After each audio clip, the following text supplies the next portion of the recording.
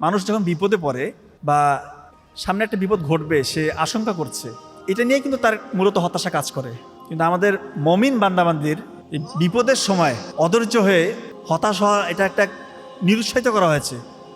এটা একটা গুনাহের কাজ বলতে পারেন। আপনি হতাশ হওয়া যাবে না। আপনি যদি হতাশ হন, কোনো মানে সামনে একটা বিপদ ঘটবে, বিপদ ঘটে গেছে, আপনি হতাশ হইলে আপনি এখান থেকে বের হতে পারবেন না, বরঞ্চ বিপদকে আরও ঘনীভূত করবেন। একটা বিপদ আরও শাখা প্রশাখা গজায়, আরও অন্য বিপদ ডেকে আনবে। এই সময় আমাদের জন্য নির্দেশনা দেওয়া আছে, বিপদ যদি কারো চলে আসে বা সামনে একটা বিপদ ঘটবে, আপনাদের মাথা ঠান্ডা রাখতে হবে।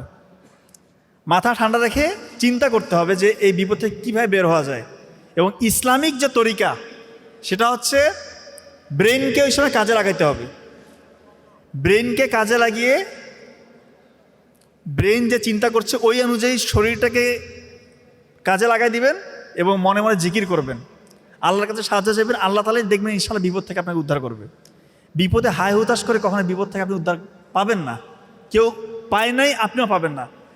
এই বিপদের মধ্যে যে ভয়, এই যে একটু অ্যাংজাইটি ফিল হয়, হতাশ লাগে যে কি হবে, এটা শয়তান ভিতরে ঢুকায় দেয়।